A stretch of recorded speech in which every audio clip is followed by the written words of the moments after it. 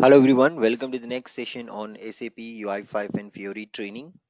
In the last session of UI5 and Fiori training, we looked at different controls like icon tab filter and table control, which is actually a list control in SAP Fiori. In today's class, we will first start with the exercise which I've given to all of you. Before we start today's class, just wanted to show you an application which we had created in ABAP on HANA batch. So if your expectation is to create such kind of applications, please subscribe to my ABAP on HANA training. So one of the application which we created is a Fiori dashboard. So you might have seen these kind of Fiori dashboards in your company somewhere, or if you're at all working in S4 HANA projects, you might have been given these kind of requirements to prepare such kind of dashboards. So this is an S4 HANA system with which I am connected, and you can see here we have created a dashboard here in S4 HANA application, which is also known to be a Fiori OVP based application. It's called Fiori OVP based application. So this is a nice little cute dashboard which we had created um, in S4 HANA system using OVP concepts of Fiori. We also have a smart filter list report application, which we had created again in S4 HANA. So you can see here, this is a smart filter list report application, which is running inside of SAP HANA S4 HANA box. Just connect to it, and you see it has details to display, and it does display all the details to the user on the user screen. So if you're interested to build these kind of applications or getting some requirement to build such Fiori like applications in your company, you need to have idea on CDS view concepts, and sometimes we also have to be sure about CDS security, which is known as CDS DCL. We should know the OData services. We should know also SADL SARDL, and then we should also be aware of Fiori elements connecting to S4 HANA system, UI annotations, and different variety of object annotations inside of a CDS view, and consumption of annotation files inside a Fiori application using CDS. So all these are latest and greatest concepts which are covered in my ABAP on HANA S4 HANA technical training. You can find more details about this training on my website. So for any ABAPer today, this is not this is not something optional. This is a need. This is a need for you to grow as an ABAPer in your company. So you must have to complete SAP UI5 Fiori training with NetWeaver Gateway. Next step should be Fiori enhancements with the Launchpad, and the next would be ABAP on HANA with S4 HANA technical training on CDS view. If you are in S4 HANA projects, these three are bare minimum for you. Bare minimum, guys. Without these three, it's very difficult for you to survive in today's world. If you have these three, you are a champion in your company. If you have one of it, you can survive. If you have two of it, good. If you have three of it, you are a champion in S4 HANA project. I'm starting a new batch on ABAP on HANA starting 1st of April, which is coming Sunday, evening timing, 8 to 10 8 to 9 7 to 9 p.m. India time. Every weekend 2 hours of class, Saturday and Sunday. In total weekend 4 hours of class. About 2 months it will take 40 hours of course. So here you will learn all these concepts which I was demonstrating, such kind of a dashboard or kind of a list report, or also B of PF integration with CDS, a cutting edge content, guys. Nobody will teach you this content in industry. It's an open challenge. None of the trainer would even talk about these things in their trainings. What they just talk about is basic CDS and association. You can go and check out the tutorials on internet for different trainers who are teaching CDS view. They are just fooling. They are just fooling. You can learn without a trainer quite easily, just by following certain blogs. Why do you need to pay? If you really need to pay, then you should get this kind of content where you learn all the things end to end pretty nicely. Okay, so there's a question here. Anubhav, can you send me the email URL so that I can enroll for this course? No, no problem. You can drop me an email. I would not be able to send the URL. I don't have one. You just drop me an email and I will enroll you for the demo. Okay, so you see this kind of Anubhav, yes. I have a question regarding this.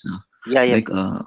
basically in UI5, what happens is we consume more data services, right? Right, So, like if we are exposing an OData through CDS or exposing an OData normal through ABAP, it is through gateway, right? right, right, right, So right. how does ABAP on like CDS views and this normal Okay. ABAP So differ? let's imagine I have 55,000 records inside of my table. Okay. 55,000 records I have. Would it ever work if I load all 55,000 in the UI? Uh, no. Especially when your app is running in mobile device, would you think it will load ever? Of course not. Mm. So what do you do to solve this problem? You do Batch data week. loading chunk by chunk. Okay, you load first 25 records. We will learn this concept. This is called paging concept. We learn it, guys, don't worry. It's part of our course also, the paging concept, not this type of a report, but paging concept in general is part of it. So for that, you will see in our current course we have to write lot of code inside of our DPC extension class ourselves to handle this filtering. So if I enter some data here, okay, so to handle this filtering, to handle the sorting, to handle the searching, so if I want to group the data, okay, I want to filter the data, I want to group the data, I want to filter them, I want to sort them, all that coding you have to write in your CDS, in your OData service DPC class yourself. But if you use CDS view, all that is absolutely free. No coding required to handle sorting, searching, filtering, paging. All the capabilities comes for free with annotation concept in CDS. I'm going to also post a YouTube video of how did I create this application. Okay, this application using CDS BOPF integration. It's also part, a YouTube video will be posted. Subscribe to my YouTube channel, keep a close eye on it so that you will get to know once the video is available. Hopefully today or tomorrow this video will be available, so you at least get some feel. May not be able to understand completely, but some feel you will get it, how exactly am I doing things. Okay, and then we have also planned for a complete S4 HANA end-to-end scenario, which I will cover in this particular course. So maybe just show you an end-to-end S4 scenario, which is also part of this particular course. Okay, so you can see S4 HANA end-to-end scenario IDOC processing report. This is what I have taken in my course, explaining line by line the functional requirement. How do you get functional specification from a functional person? What is that a UX designer would do for you in your company? What is that typically a functional person will do? What is the architect should do? And what is a developer should do? Okay, so all that is given in my training step by step, and it's a certification material, starting from introduction of SAP HANA database, new ABAP language features, which includes completely what's new in ABAP. You might have seen new ABAP syntax, data, inline data declaration, stuff like that. We will talk about performance tools in SAP ABAP, the new features. How do you plan your migration to SAP HANA database if at all there is a need? What is that you need to make sure if your custom code is valid? What are all the different new capabilities like inside of HANA, creating information model like attribute, analytical, and calculation views. SQL script programming absolutely free along with the course. SQL script programming chapters. Nobody will teach you SQL script. Then coming to the proxy objects, then coming to CDS views, ABAP managed data procedures, ABAP database connectivity, complete end-to-end open item analysis scenario, so doing checking out the performance improvements with the different techniques, aggregations inside of HANA, creating different information models, ABAP development tools on Eclipse. Then you have S4 HANA end-to-end scenarios, CDS security, CDS associations, OData creation using CDS, using entity model and SADL, and then consuming this OData service with Fiori applications, UI annotations, analytical tool consumptions, and Fiori consumptions, smart filter application, BOPF integration, text search capabilities of SAP HANA, and on and on. ALV IDA, integrated data access with ALV on SAP HANA. All these things are packaged in a single course designed for exclusively people who are going to work on ABAP on HANA, S4 HANA projects. This is going to change your life, guys, forever. Believe me, this is a world class content. Nowhere else you find majority of the tutorials or Hyderabadi trainers which you see what they do teach. They just teach CDS view basics, view on view, association, and OData is their maximum limit. If this guy is little good or okay types, then he will teach you up to OData service creation. After that, it's beyond their limit. They don't know anything. They are just repeating what they learned from somebody else. This is the world of such trainers. So be aware. Don't buy my courses. You already have a lot of free things on YouTube. Subscribe to my channel, access those things completely. I'm also going to soon announce a program for financially weak students, those who cannot afford my course. After all, my course fee itself is not that great. Everybody can easily afford, but still I do get some requests and I do a lot of social work. So I also going to launch a program where I'm going to give free courses to five lucky or four lucky people who are financially weak. Make them train, get them into the job, and help them somehow to make their life better, and many others associated to them. So this is what my plan is for future. And before I die anyways, my plan is to put all my content which I produce throughout my life absolutely free on YouTube. But don't expect me to die early. Okay, so let's come back to Fiori chapter. So moving on to the exercise which we had created the last day, and there was also a requirement which I have given to all of you. So this is our Fiori application. I have executed it already, and we created a table control and asked you to change the status of every line item based on the status value. So based on the status value, the coloring of the item should change. So let's go ahead and achieve this. The best way to achieve a dynamic change on every single record can be done with the help of formatter concept. I hope all you remember the formatter concept which I taught you in the previous class. So let's go back and try to implement a formatter. So what I'm going to do is right click here and create a new folder. So right click, new folder, and I say utils, and then come inside new file, and I'll say formatter.js, and then I'm just going to define SAP UI define. Let me make it little big, and then put all the dependencies over here, comma function, and now formatter should return something, empty curly braces, and let's go ahead and write down inside of this a function, and this function I would say get status, and this function will receive the value, input value, what the record value is, each record value it will receive. So there are available, obsolete, and not good quality. So these values we have available. So I will just put a switch case statement. So here we generate a switch case statement using code completion capability of Web IDE, and I just put here the status, which is input value, so I value, and then I'm just going to compare it at runtime with the available. If the code if the product is available, if the product is out of stock, obsolete, or if the product is not good quality. So let's take this up over here. So I think I've done a spelling mistake, case mistake in not good quality at one place, which I will correct anyways. Then we have obsolete.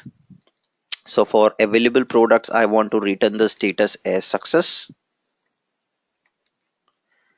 For the obsolete product, I want to return the status as error, and for these ones I want to return the status not good quality as warning. That's my formatter function, which I have created now over here as part of this. Now break statement is no more required because you already have a return statement. Okay, and for the default value, we just return it as nothing. Okay, that's my get status function, formatter function. So I've created a formatter and formatter function. Let's go back to my view where I have the table already in place. This is the view where I have the table, and I can see here I'm doing the binding with status. So this is just a normal text control which cannot display different colors. Hence we will change this control to something called object status control. And then we'll say text, of course, which is still remains same. So let's bind it with the status as it is, but now there's a state property which can control its color. So let's use the state property. I'm not sure how many of you were able to achieve this exercise because I just got solution from Raji, and today morning I also got a mail from Vara.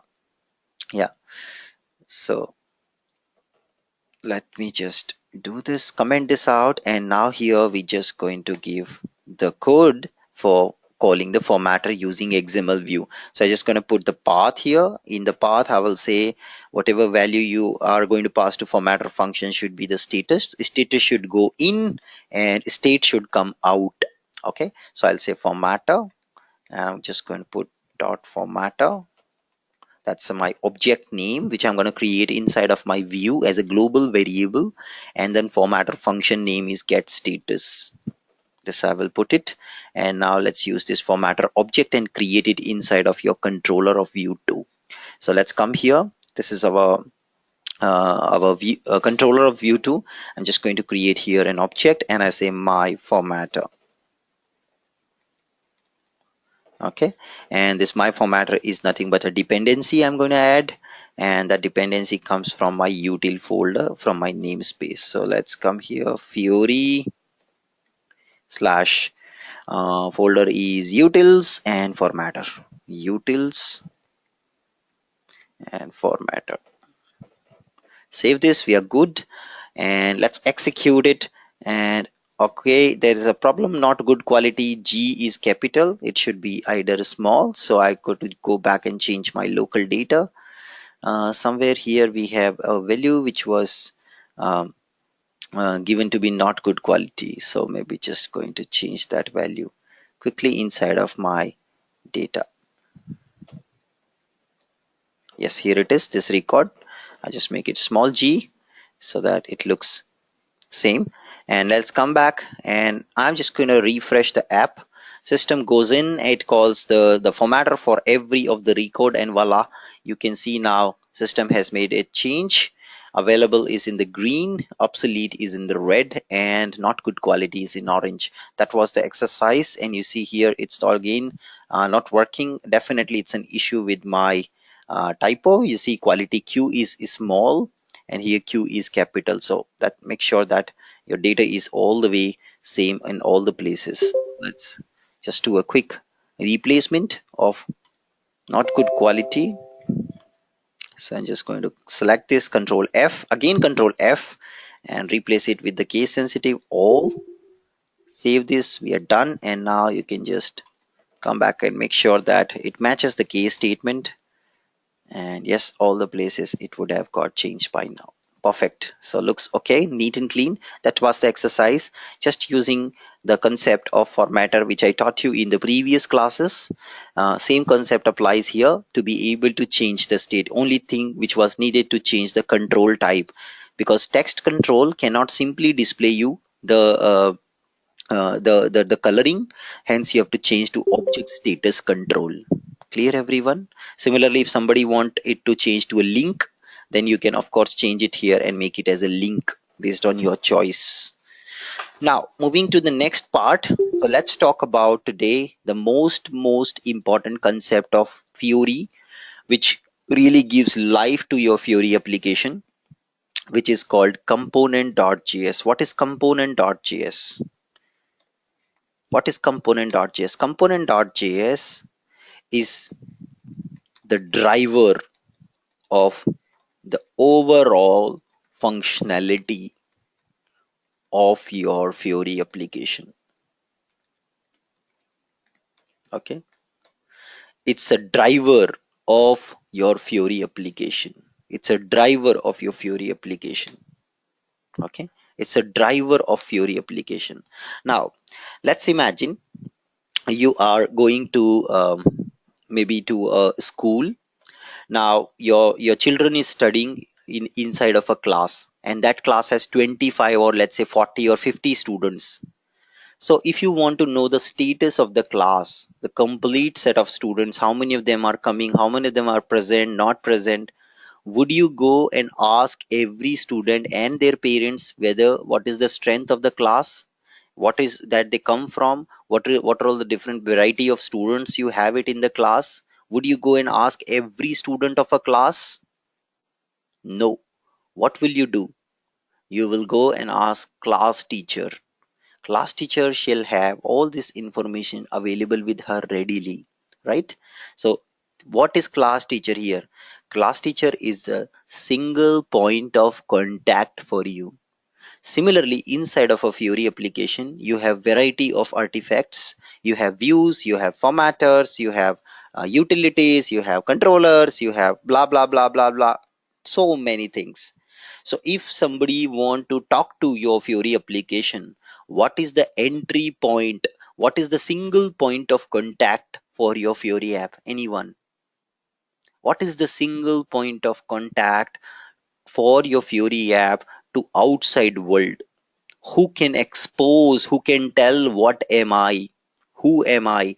That's nothing but your component.js is the driver of the functionality, is the single point of contact for the whole world about your Fiori application. If somebody would like to really reuse your Fiori app, component.js is the driver. Component.js is the class teacher of all the students inside of a class. Hope you can understand and relate with this example of class teacher. It's a single point of contact. Similarly, when you are supporting a customer in your company, you have a team of let's say 30 people supporting variety of customers. You have been nominated and appointed as a single point of contact for one customer, so that customer don't find it difficult to communicate with you, isn't it? Right? That's called SPOC, single point of contact. Correct. Same thing is happening here. This guy is the single point of contact. Now coming to the major important thing, if you are planning to use or integrate your Fiori application with SAP Fiori Launchpad, you must, okay, you must have to have the component.js. Okay, you must have to have, you must have to have the component.js file, guys. Without this you cannot integrate your Fiori application with SAP Fiori Launchpad. Impossible. So what we have done by far, it's well and good, looks standard, very nice, but you can't integrate it Fiori Launchpad. And I am talking about here seamless integration, not non-seamless integration. I'm talking about seamless integration. What is seamless integration? Which means the app will open in the same window. So you have a launchpad, you click on the tile, it will open in the same window. The non-seamless integration can be done if you don't have Fiori component.js inside of your app. So maybe just quickly show you Fiori Launchpad. So go to sapfioritrial.com. When you getting into it, the first thing what you observe is your Fiori Launchpad. This is Fiori Launchpad, and you see this is the single entry point for all the users to access your application. Whenever somebody asks you in interview, what is the single entry point for all your Fiori application for end user? What will be your answer? Anybody? What will be your answer when somebody in interview asks you what is a single entry point of all your Fiori application for end user or business user? It's SAP Fiori Launchpad is the answer, guys. This basic question if you cannot answer in the company, then धिक्कार है sir, धिक्कार है, कोई भी नहीं लेगा आपको company में, इम्पॉसिबल है. इंटरव्यू भूल जाओ, forget about interview. you will not at all near passing mark. This is the most important point. You cannot give here and there every single URL of your application to the end user, just the way you used to do earlier with Webdin Pro, because there was no single entry point. This is the single entry point for all your Fiori application. And if you want, which you have to probably at the later point of time in your company, you have to integrate it with the Launchpad. So to integrate it with the Launchpad, you must have to have component.js file inside of your application. Otherwise, Launchpad integration is not possible. Okay, so an application which has the component.js file inside is known as Fiori like app. Okay, so when I joined my company, I got to know that there is a team who is working on Fiori, and in daily Scrum meeting or weekly Scrum meeting or the Scrum meetings or the regular sync up meetings, they are talking Fiori like app, Fiori like app, Fiori like app. I don't understand what crazy word they are using. Fiori like app, nothing crazy. It's an application which has component.js inside, just a natural Fiori application which we built here, which has component.js file inside of it. It's called a Fiori like application. Clear everyone? What is a Fiori like application?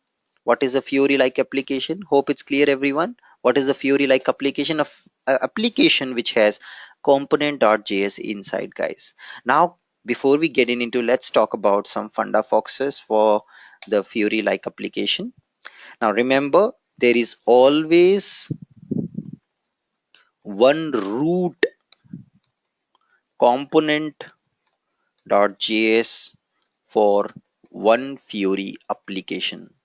So at the which exists at root folder level, which means you cannot have multiple component.js file in for one application root. What is the application root? Is this main folder for which we given the namespace. So this is your application root. For this application root, for one application, only one component.js file exists. Of course, there are complex Fiori apps which are known to be plugins or other types of Fiori apps which are so complex. They also have inside subfolder some component.js which is representing a sub part of Fiori app, but that's not the goal. Majority of the standard and custom Fiori apps which you see or you create in your company, I would say 98% of them have only one component.js file. It is recommended also that don't nest multiple apps, instead break them down separately, which has each has its own component.js file, and they can also integrate with each other. Soon I will post a YouTube video how to navigate from one Fiori app to another Fiori app in Launchpad.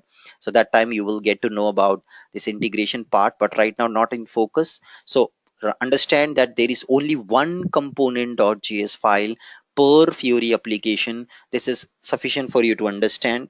Now, next important thing, the name of the file has to be C capital. Guys, this is what I don't like. Many of you will still do mistake after telling hundreds of time inside of class. I am yelling continuously. Still you do not read it through properly. You do mistakes. Completely fine. You do mistakes, but at least have a look at the video. At least have a look at, pay attention to the class so you can do things right at first hand.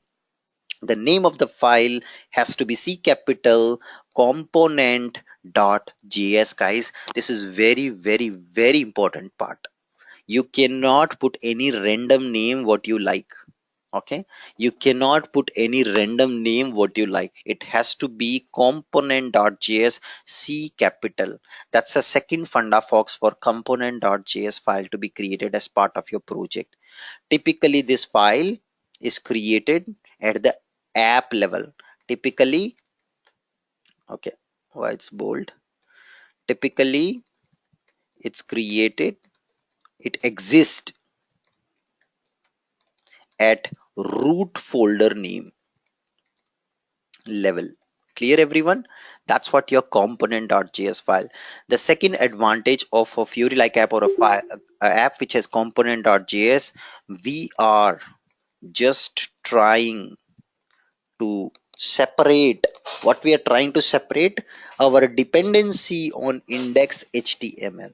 Okay, we are just trying to separate our dependency on index.html. So today if you look at inside of your application which you had built, it has a lot of dependency on index.html. If I come back, you can see it here. There's an index.html file and it has lot of application code. This dependency I want to kill. Okay, this is the dependency on index html which we want to kill. So because there is in typically real world there is no concept of index html, then you will say, Anubhav, how do we test it? You test it directly with launchpad integration. Only for local testing index html is created. Index html is not at all required in real app. It's only created for local testing. Hence you should not have a productive code which you have it here, like creating view object and stuff like that inside of index html. That's not a standard.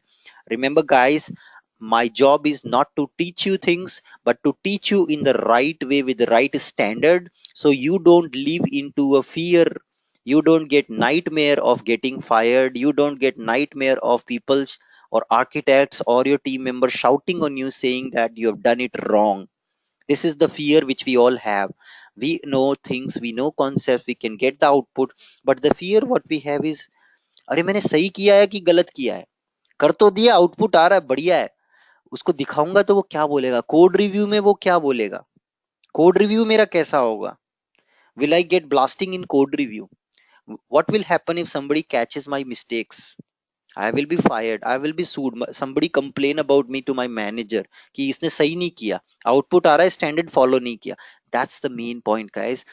My job is not to teach you concept but to teach you with the right intention, keeping the standards in mind. That's more important guys. Anybody can dance, who can dance well, who can dance with techniques. That's more important. You need to dance with right technique, right steps, so people will enjoy your dance, and you, most importantly, you yourself enjoy your dance. That's more important for me, rather than getting just the output created inside of an app. Okay, so that's the overall intention. So our main purpose is to kill the dependency. Okay, kill the dependency from index.html file. Now the question is, Anubhav, do we keep index.html file? Yes, we can keep index.html file for local testing. Okay, because you want to launch it also, you can only launch, starting point should be index.html for you to launch it in the browser. Later on, when this app gets deployed to your gateway system, you would do a launchpad integration to launch this, and launchpad only talk to component.js because this is the single point of contact, SPOC, for your app. Launchpad don't care about how many index.html you have it. Launchpad only care about component.js. Clear everyone? What is the purpose here? All of you, let's go and now try and understand why we are going towards more into inside of component.js. What exactly it provides us? I told you that it drives the functionality. What are all the things the component.js drives? Okay, drives following.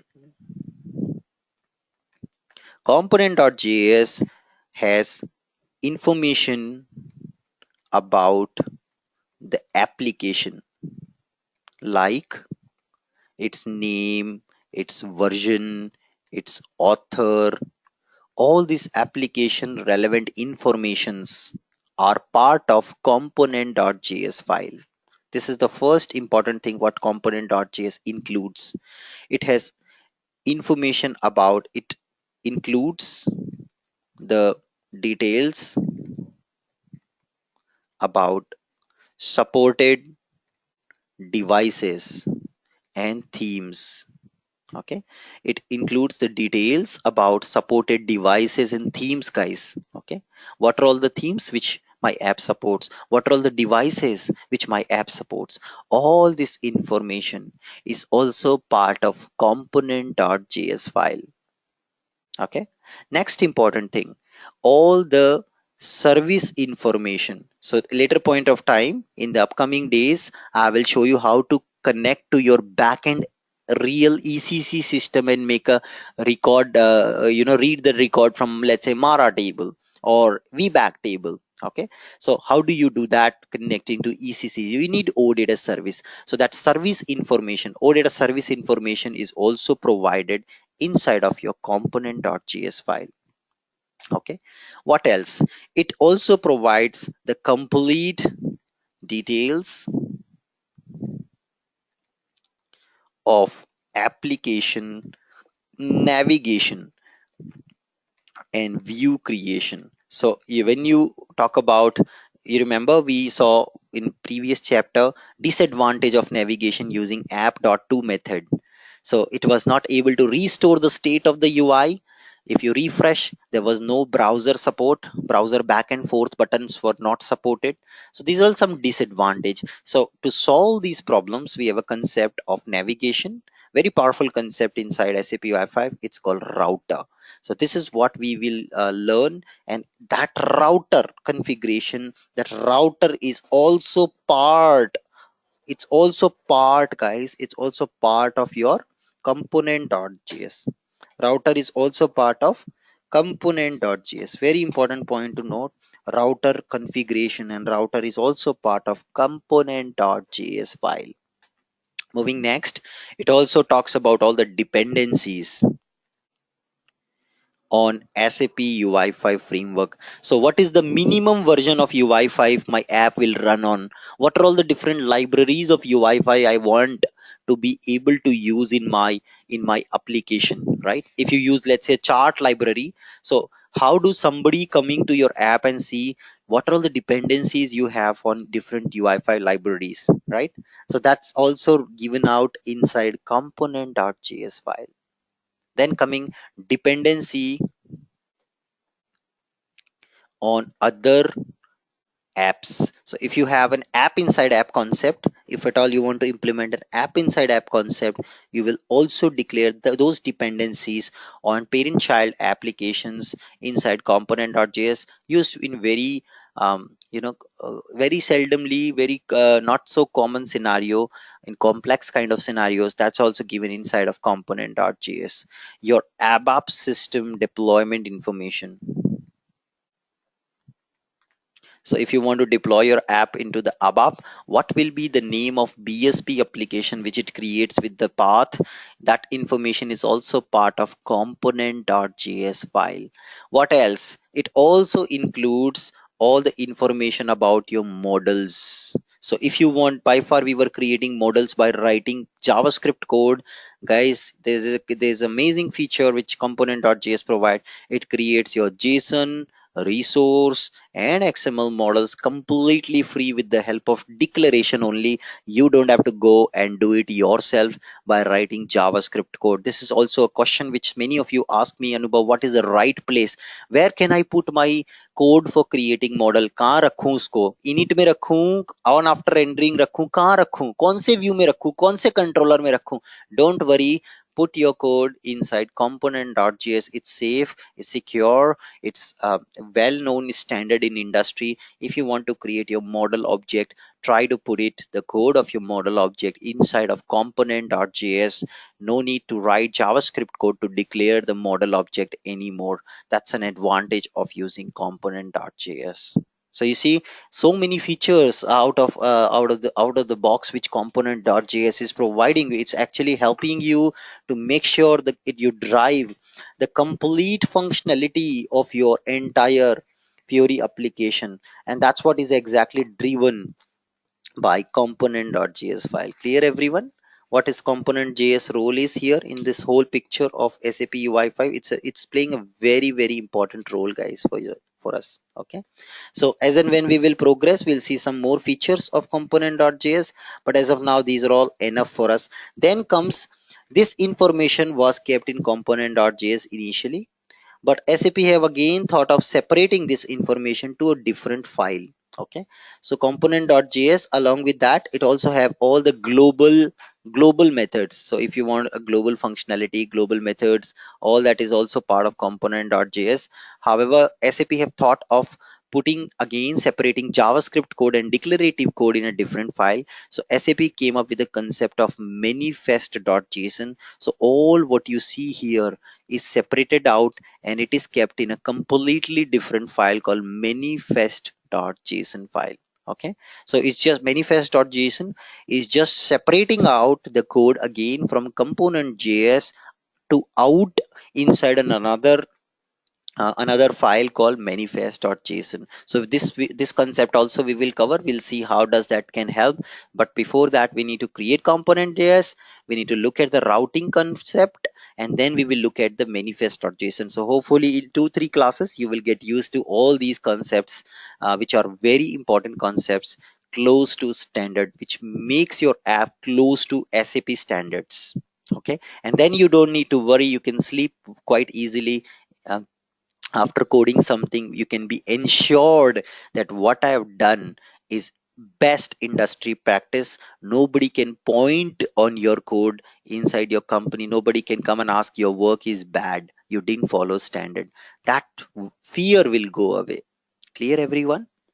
Because we will follow standard. So let's also look at the syntax for creating component.js. We again use scaffolding syntax by inheriting from a standard component from UI component, which is actually a parent of component.js. So we say sap.ui.define. Of course, S should be small. You know that JavaScript is case sensitive. So sap.ui.define this function, curly braces, and now the dependency is on SAP UI core UI component.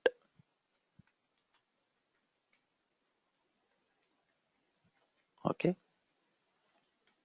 and then you will put here your component, and then you just say return component dot extend, and then you're just going to first put the name of the component file. So here you're going to return the name. So this will be a path of the application, and then comes is curly braces.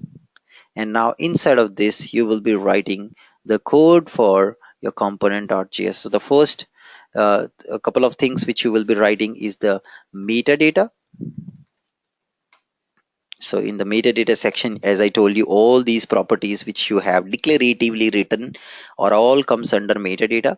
The component has 3 methods on in it.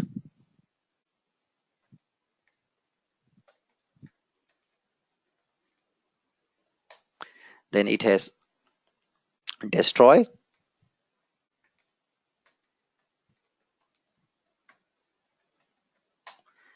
and create content. These methods are part of component.js. So on init, as you know, constructor of a class gets called when your component is instantiated. Destroy is for destructor of a class, gets called when you close the application or you come out of component.js back to the launchpad. If you navigate from your app to launchpad, again you're navigating back, then that time destroy gets called. Create content gets called when you want to create something out of this component.js. As you see in a minute, we will kill the dependency on index.html. So the creation of your view object should be done inside create content method of component.js. So that's the syntax for creating component.js file. Let's go ahead and do that. And you all know that it should be part of my root directory. So let's go ahead and try creating the component.js now in the system. So I come back here, and what I'll do is just collapse these folders so to make it look nicer. And now you can see I can right click, say new, and I'll choose file. See guys, step by step, line by line, never copy paste the code. Component.js, say okay. I just close all the unwanted files. I don't like so many files open on my desktop. And now here SAP UI. Okay, let me make it a little bigger. Define scaffolding template. This is what our scaffolding template is. And I just put bracket function And then of course let's do a little bit of alignment. So here comes is my dependencies, and there you go. Now I'm just going to put here inside of this UI define and put SAP UI core UI component. This is the parent class of component, creating component.js, and the dependency I get it here. Let's say component UI component. This is the parent class, guys. Now you'll say, Anubhav, why are we inheriting from this parent class? You will see it in a minute. If you remember, I told you that it also has a concept of router. How come this concept of router comes into picture? So router concept is actually an object which is responsible for your application navigation, and this object is already present in the parent class. Okay, it's already part of this super class. So we want to reuse the functionality in OOPS programming. To reuse some functionality, you always a concept of inheritance. That's the reason we are inheriting from this UI component class to get the features which are free along with this super class. Clear, everyone? And now I'll say extend it, component.extend. I'm just extend is the keyword to define inheritance inside of JavaScript, and I just give the name here Fiori. That's my namespace. If you remember the namespace we have defined here, Fiori.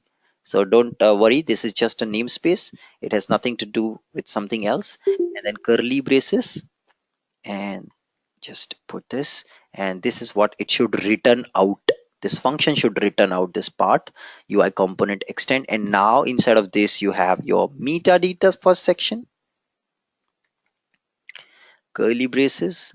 The second part comes is on init function.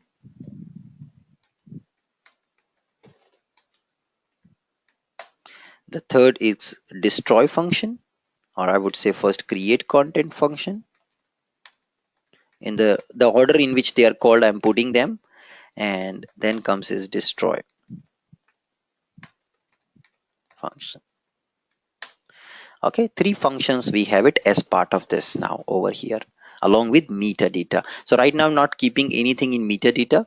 And now the first thing which you need to do is call parent class constructor. Anybody in ABAP, OOPS ABAP, anybody who knows OOPS ABAP, can you tell me which is the method or which keyword do you use to call parent class constructor? How do you call parent class constructor in object oriented ABAP? Which keyword do you use? Yes, many good answers. Gautam, you are right. So yes, you use something called super keyword with which you call the parent class constructor or method in OOPS ABAP. Now just an important update. Those who want to learn OOPS ABAP, I was also having discussion with Udit the other day. I forgot completely to mention that I promised you guys for free OOPS ABAP tutorials, complimentary tutorials. I will be posting those tutorials on our training blog today or tomorrow maybe. So this will be available in session recording section here. So you would get those free tutorials on OOPS ABAP here. 4 tutorials to get some feel of OOPS ABAP. So all those will be available here, which will also help you to go ahead with learning of OData services. Okay, so I will be posting them in our session recording section, maybe day after or today itself. Okay, just keep an eye on that section. And if you've already subscribed to changes, then anyways you will get notified. Now coming here, we need to here call the super class constructor. Okay, because we want to instantiate the necessary objects of superclass, which superclass offering you. Okay, so for that we call sap.ui.core.ui component dot prototype dot init dot apply. This is the syntax to call the super class constructor. You see, super class is what? SAP core UI component. That's your super class. See, that's my super class. Dot prototype dot init dot apply. This is what am I calling to call its constructor, and I'm passing my current object of my component JS, my custom component dot JS which I'm creating. Its object I'm giving it to super class. मैं उसको समर्पित कर रहा हूँ सब कुछ. Just the way you go to Shri Hari Guru and you devote yourself to the spirituality to the gurus, right? Same thing is happening here. You are devoting your component JS to the parent class. He's the parent, just the way we bow down at front of our parents. Our entire life, every fortune, every single materialistic thing which is there in our life is all because of our parents. So we devote everything to our parents. It's always there for them. Everything what we have in our life, it's for the parents. Okay, same thing is happening here. This is the parent class which gives it all the functionality. Hence I'm devoting everything, my object, to the parent class.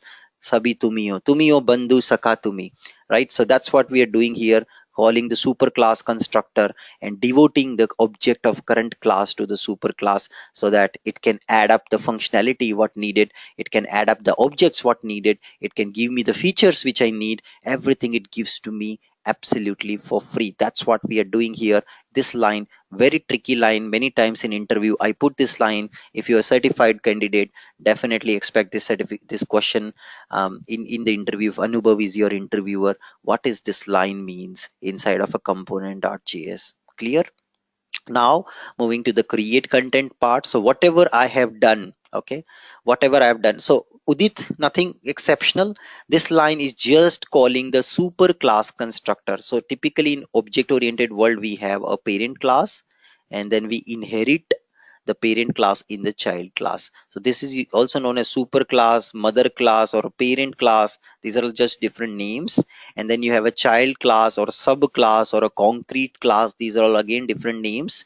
So we inherit from super class, and if you want to call the constructor of parent class, we usually use super keyword in ABAP. Okay, this is what we use in ABAP, but here this is the syntax which we use. So we put the super class name dot prototype dot init dot apply. This is just a way to invoke the super class. Okay, and then we are passing the current component.js object to the super class.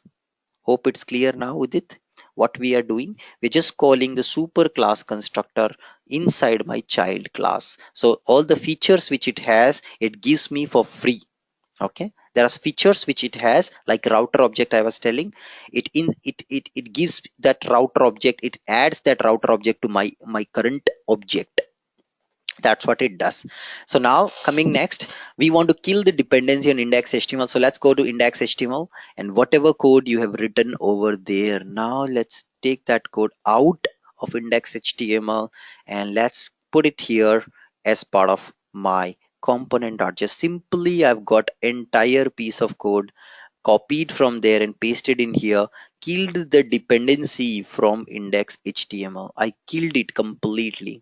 I killed the dependency on index.html and I put the entire piece of code inside my component.js. Okay, and I'm just going to return this app object out. So I'm just returning app object out of my current create content method of component.js. And how do you now test it? So for testing purpose, you go with index.html file. Only for testing purpose, we go with index.html. Now entire application code is starts with component.js method. Clear everyone? It starts with component.js method. Now go to index.html, and here now you get to test your component.js. So you need to create an object of this component.js, and that object has to be part of a component container. So you have a component. Okay, so you need a container. You have a car. What do you need to park your car? You got a car. What do you need to park your car? Anyone? What do you need to park your car? Anybody? Just think about the real world. You need a car parking space or garage. You've got fruits at your home. You've got a lot of fruits. What do you need to park those fruits at your home? What do you need to park the vegetables and fruits which you've got from supermarket at your home? You need fridge. You need a container. Absolutely, you need a fridge or you need a container to store it, to hold it somewhere, right? You got water. What do you need to hold the water? You need water bottle, you need glass, right? These are all the things you need. Similarly, it's a component. You need a holder for this. Okay, ये पानी है, कहाँ डालेंगे इस पानी को? Glass में डालेंगे ना. You need a glass to hold this water, right? So this component is your water. Okay, and you need a glass to hold this water, right? You need a glass to hold this water. So that's what we do. We create a glass here. Inside that glass isko utar lenge शीशे में. So let's do that. So let's come here. Var o component container. See the name, it's a container for component.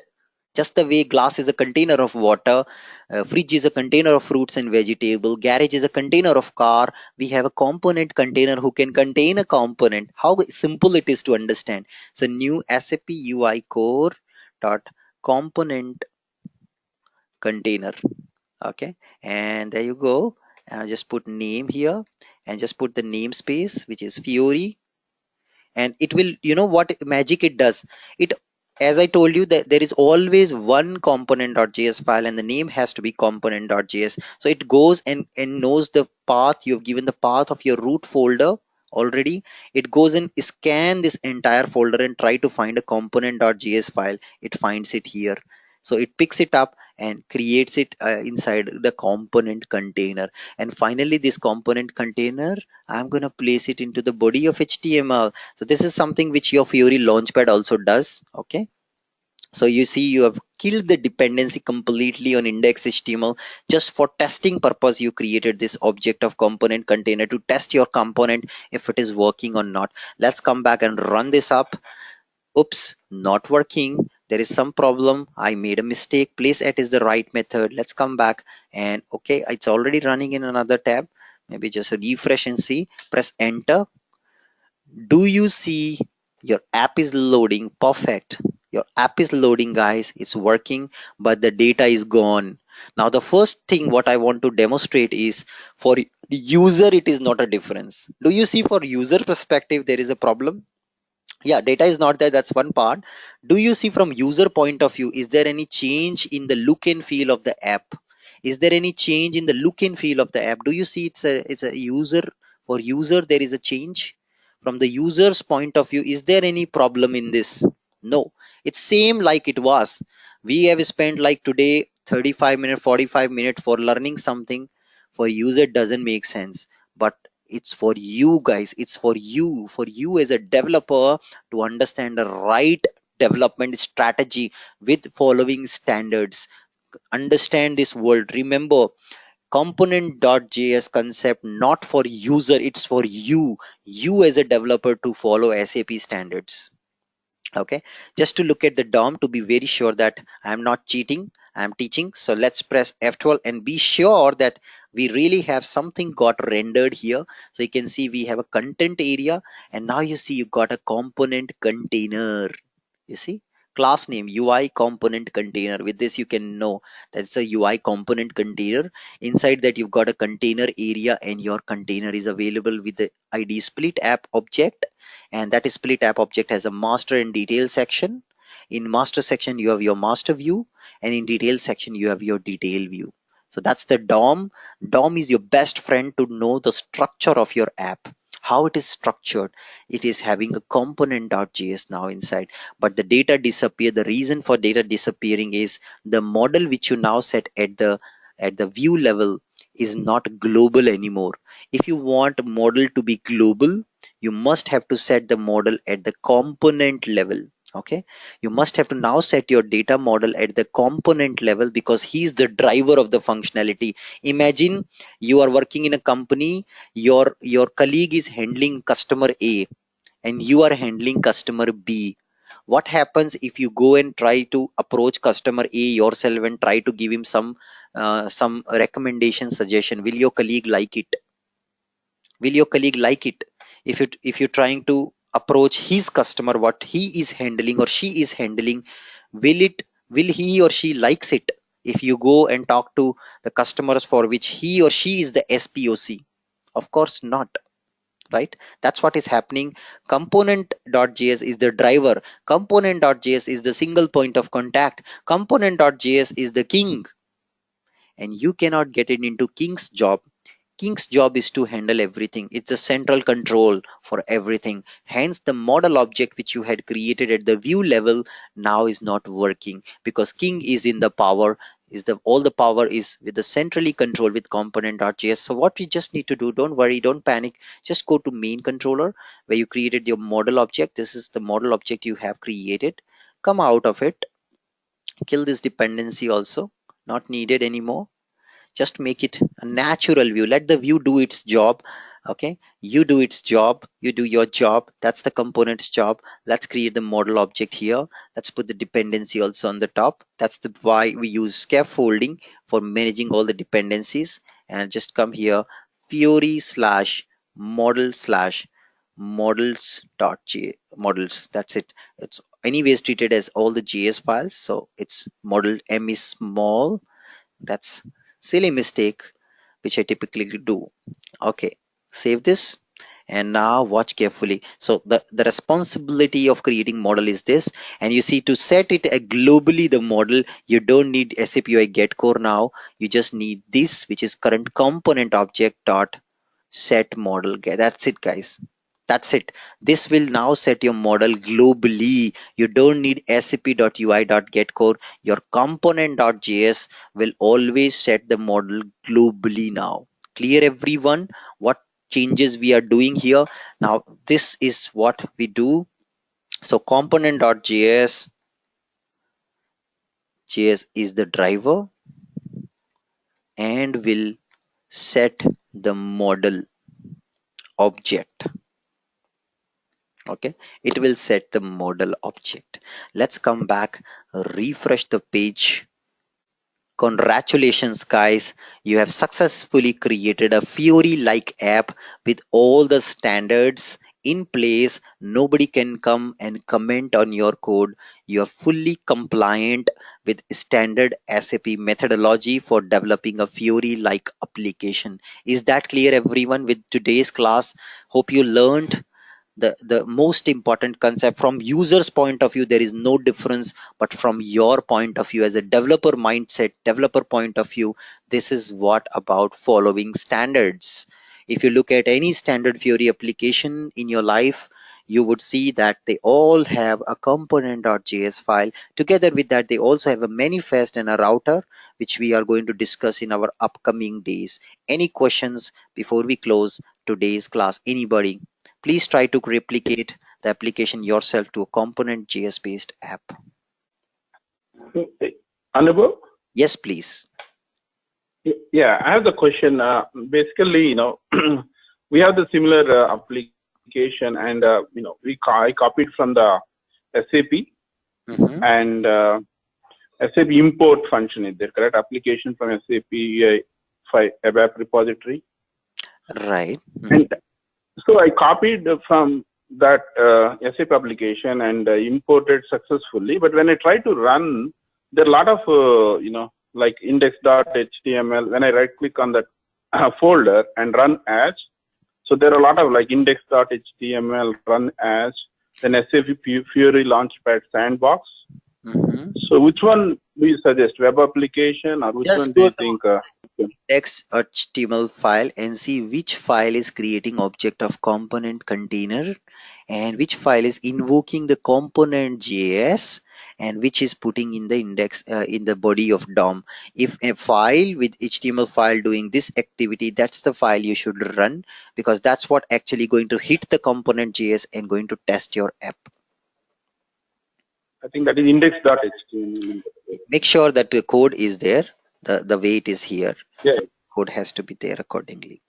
Okay, I think you're trying to do extensibility scenario where you want to extend a standard Fiori application with with your knowledge of Fiori. Now for that exclusively, I have a dedicated course, which is the next level of this course, where after gaining a lot of knowledge on JavaScript and coding methodology and core concepts of UI5 and Fiori, you can switch to this one. Here I've explained about extensions, Fiori extensions, how to extend standard OData services. Suppose you want to add a custom field to a standard OData service.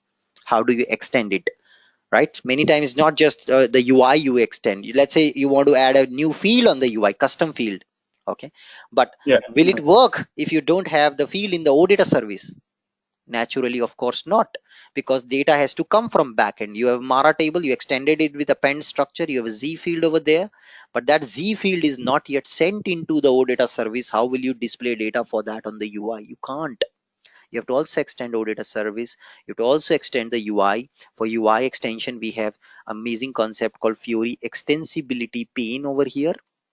So you can see in the tools, we have extensibility pane for extending Fiori applications. Okay, so this is what we have used in our next level of course. I've also shown an end-to-end example with the used case document of my timesheet app, extending my timesheet standard Fiori app using this use case for extensibility, which I've taken in this. It's not just always extension. After that, you got to deploy it back. You want to make sure security as well for Fiori, creating the groups, creating the catalogs, creating the roles, deploying in the launchpad, doing the custom theming, creating the tile in the application, able to display a dynamic value on the tile, able to navigate, debug, also from front end and back end architecture. If you have, how do you debug? By putting a breakpoint in your ABAP code. How do you synchronize between front end and back end? What roles are needed in the back end? How do you create role for your custom service, your custom catalog? How do you grant those roles? How do you generate PFCG profiles? How do you want to do, if you want to do a branding, custom branding for your brand? How can you use theme designer? How can you use launchpad designer? How can you use web id templates? How can you use extensibility pane? All that is given in this course. Unfortunately, due to lack of When the, time, we cannot cover it in one single course. That's the reason I have dedicatedly second course. This is only available in video mode. No more live classes oh, for this course, because majority of the people already know this concept. These are like basis related relevant concepts. Ideally, your basis guy must be doing these activities. After you deploy your app, you tell the app name, they will do it. But many times in companies, if you say you know Fiori, people expect you to know everything. For them, you are the god. If it comes to Fiori, whether it comes to like this kind of analytical application, you see this application is an analytical application which is built using CDS views, but actually they expect you to know this also. They will think like you know this also, but actually this comes with an analytical app from CDS background with ABAP on HANA and S4 HANA knowledge. Okay, that's why I always say my students, if you are an ABAPer, it's not just you want to or you wish to, it's the need for you. It is a need for you to complete these three things.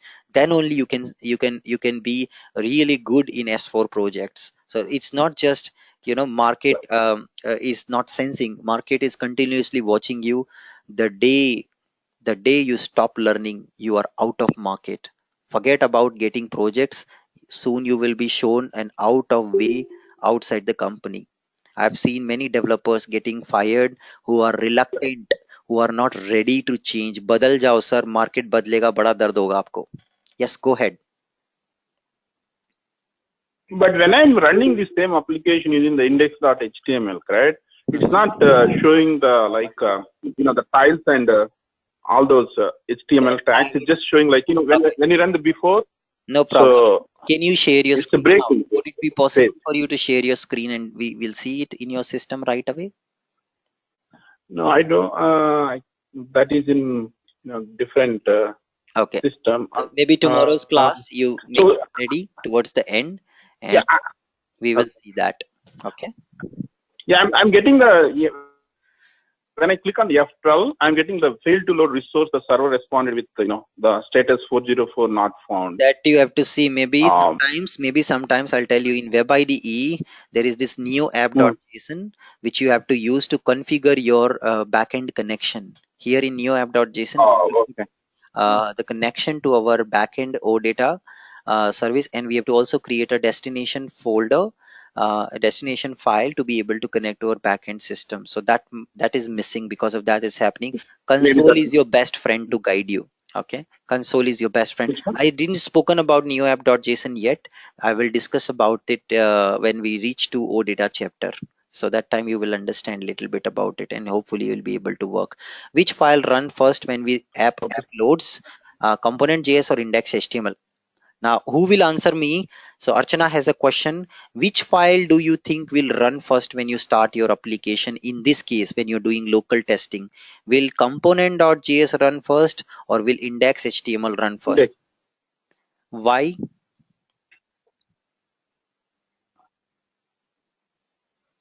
Okay, forget about that. Let's look at the code. What are we doing here? What is that we are doing here? This piece of code. We are telling system to start component.js. Where are we telling? In which file are we telling to start component.js? In which file? Index.html. Text.html में हम बोल रहे हैं. So what do you think? Should component.js run first or should index.html run first? After you run this guy only starting the another guy, right? Of course. Answer is simple. Index.html has to run first, then only component.js, because it is creating the component object. It's calling the component. So for local testing, always starts with HTML file execution. Always and always your index. But when it comes to Launchpad, there is no concept of index.html when it comes to Launchpad. Launchpad don't know what is this HTML is about. It doesn't even care. It always go and search for component.js file inside of your component, inside of your app. This is what Launchpad will look forward for. It don't care anything else. It just care about component.js. मुझे मिली तो मैं चला दूंगा वरना नहीं चलाऊंगा. Many times it happens with my students. They don't put component.js, they deploy this app and then they try to access with Launchpad. Launchpad gives an error. It's not a Fiori like app. Component.js not found. This is the message you get it inside your application when you try to launch it. Clear, everyone? That's the game. How to So Anubhav, so where you want to... Yes, sorry. Yeah, sorry. So you want me to check in for this kind of problem, you want me to check in neoapp.json? I can see the neoapp.json file already. In neoapp.json, you will have an information about your backend. So maybe I'll just show you here. So you see here, it will have information about your welcome file, which is the starting file for your project. And then you will see some root where it says the root for your OData service and a destination and then a destination name. So this destination name, the same file must exist in your directory. Let me show you the computer directory for Eclipse. So go to your web IDE, local web IDE.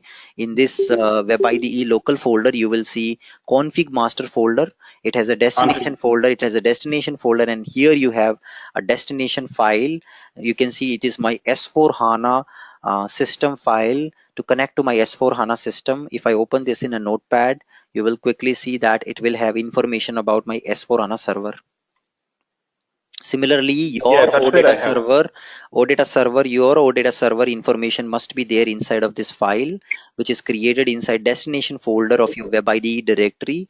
And this SF4, the destination name, is given here in neoapp.json to link, to tell the system if somebody making a call to this. Yeah, I can see that. Yeah, development. Yeah. So that must be your development system name here, but that file is missing in your local computer to connect to the gateway system. Yeah, I can see that file though. I can see, because I copied that file myself, with the help of other person. So I put it all the URL and name and all. But sometimes there are problems with the configuration. Then only I'm able to connect to that. Okay. Then maybe we'll do one thing. Tomorrow's class, I'll spare some time. Keep it ready, the system. Share your screen in tomorrow's class. We'll look at it, if possible. Okay. Anubhav, one more. Just 1 second. One more point I want to make. Anubhav, one last thing. 1 second. Vara, you also send me the screenshots of what you're trying to do step by step in a Word document with the console errors. Okay. And send me your Neo app file code in a mail inside a notepad file. I will review it and see if it is okay or not. Okay. And then maybe we will see it in tomorrow's class. Yes, now your time. Udit, you have any questions? Udit, who was that? I don't know. It's Satish. Yeah, Satish. Yeah, tell me. If you don't mind, can you go to index.html file? Yeah, sure. Let's go here.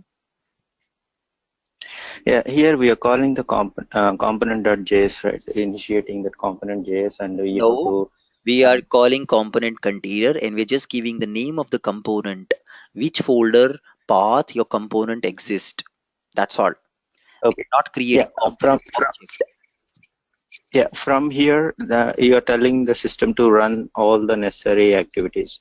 Right. And after that, after that, we are telling the system place it content, right? Right. So to place the all the UI controllers in DOM. So when it comes to Fiori, in Fiori Fiori Launchpad we won't have a index.html. Then how come system knows that where this UI controllers has to be Okay. placed? Okay, no problem. Very good question. So what exactly Launchpad is? We need to little bit understand the Launchpad architecture. What Fury Launchpad is doing. Launchpad is also something designed by SAP. SAP have designed this Launchpad. So Launchpad, this, let's imagine this is your Launchpad. What Launchpad does, it's actually a shell control. Okay, it's a shell control in Fury, and it includes tiles. When you click on this tile, what exactly this does, inside this shell, this whole outer window is actually a component container. They have a component container inside this shell.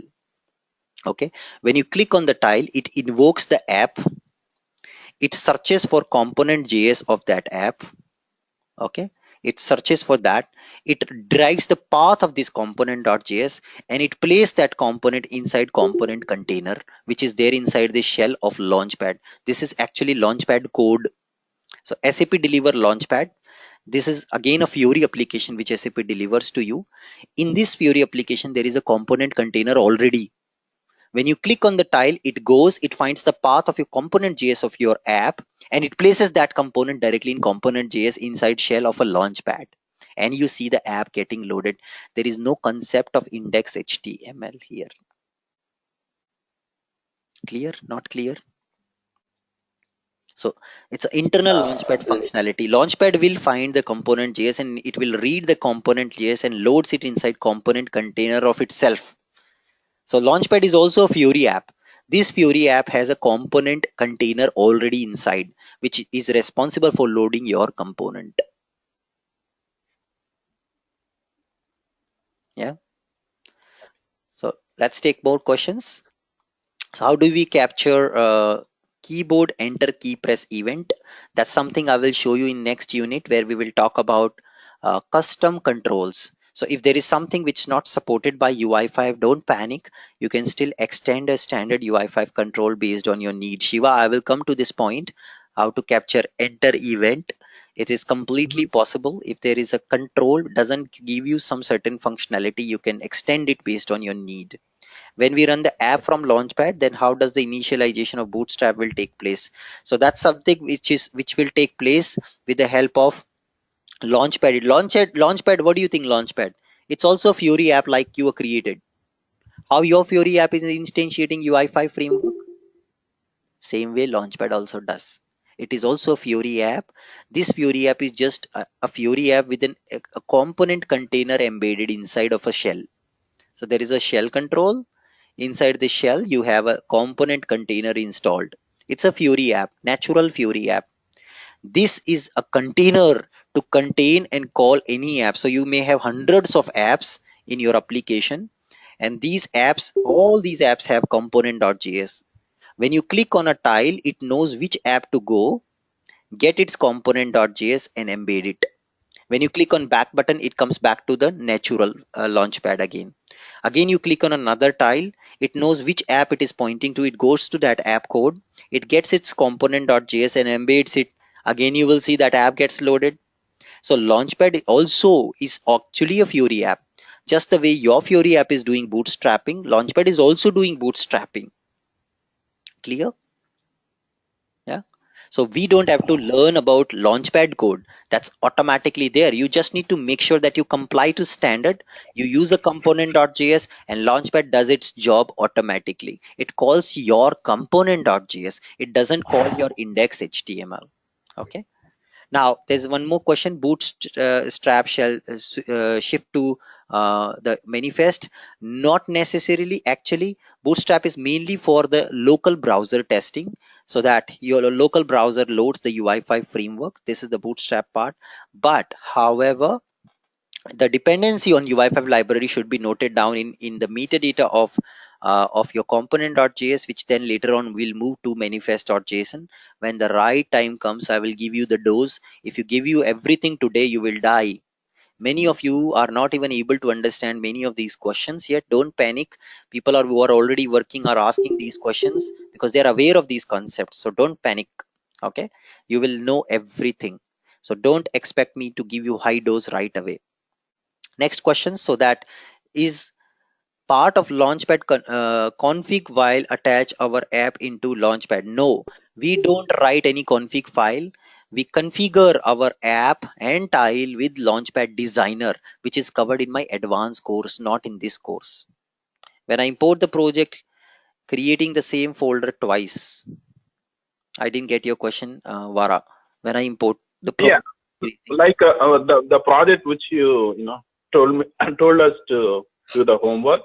So I just took the zip file from your Google Drive, and then when I try to import using the Web IDE, it's creating like the name My First Fiori app, then again My First Fiori app do two one thing. times. On Don't that, create a folder and import. Just right click on workspace and import from here. where is the okay?